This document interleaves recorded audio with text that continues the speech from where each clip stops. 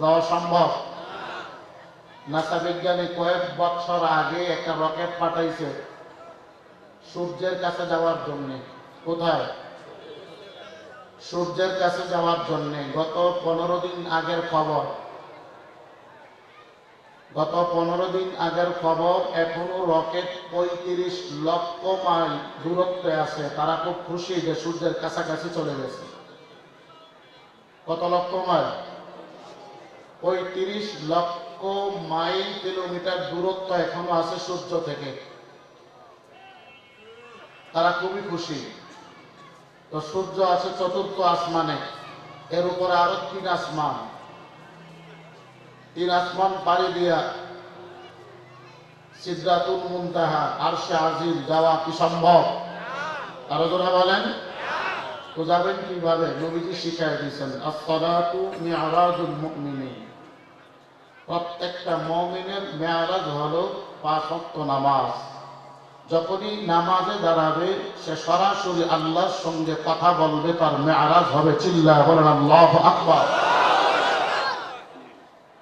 তো নবীজিকে আল্লাহ মেরাজ করাইলেন কেন?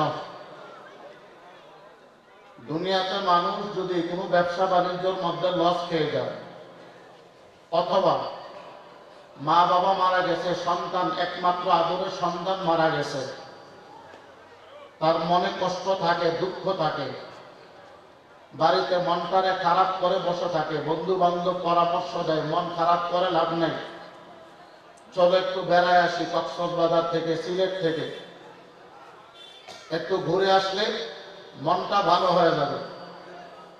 একটু বেড়ায় আসলে মনটা একটু ভালো হয়, দুঃখগুলো একটু মোচন হয়।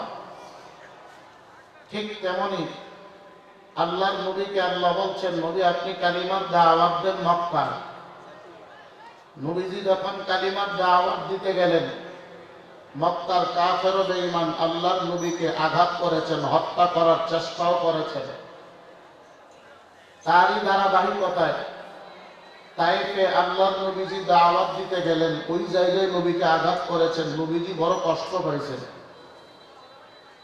আম্মা জান আয়েশা রাদিয়াল্লাহু তাআলা জিজ্ঞাসা করেন, ইয়া রাসূলুল্লাহ, আপনার জীবনে সবচাইতে বড় কষ্টের দিন কোনটা?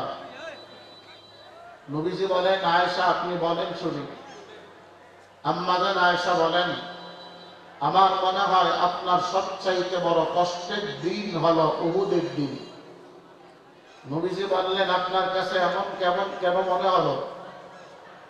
আম্মা জান আয়েশা বলেন, উহুদের দিন আপনার দান্দান মুবারক শহীদ হয়েছে, এমনকি যুদ্ধের ময়দানে খবর ছড়ায় গেছে আপনি নবী শাহাদাত বরণ করেছেন। সাহাবায়ে কেরাম মনের দিক থেকে দুর্বল হয়ে গেছে, নবী নাই, কার জন্য যুদ্ধ করব? নবীজি বলেন, আয়েশা, আমার জীবনে সবচাইতে বড় কষ্টের দিন ছিল তাইফের দিন, যেদিন তাইফে আমি কালিমার দাওয়াত নিয়ে গেলাম, তাইফের যুবকেরা আমাকে আঘাত করেছে, ওই দিনটা ছিল আমার কাছে সবচাইতে কষ্টের দিন। চিল্লায় বলেন আল্লাহু আকবার। আরো জোরে আওয়াজ দিয়ে বলেন আল্লাহু আকবার।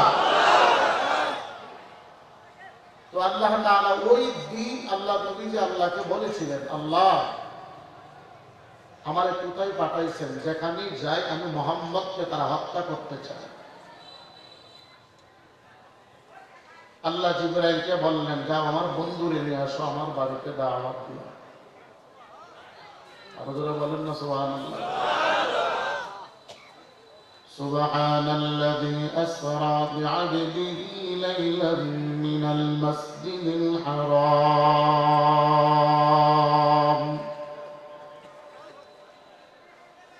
ইলাল মাসজিদিল আকসা।